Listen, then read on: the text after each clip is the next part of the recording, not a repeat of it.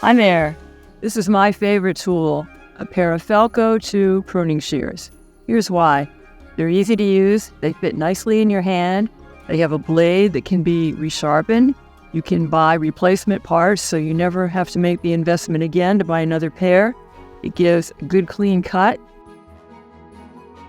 You can use it for pruning small shrubs, deadheading flowers, all kinds of things. If I ever get stranded on a desert island, this is the tool I want. I'm Charlotte Ekker Wiggins, author of A Beekeeper's Diary Self-Guide to Keeping Bees, the perfect gift for that beekeeper on your list who wants to start keeping bees. This actually walks them through the different decisions they have to make as they get started.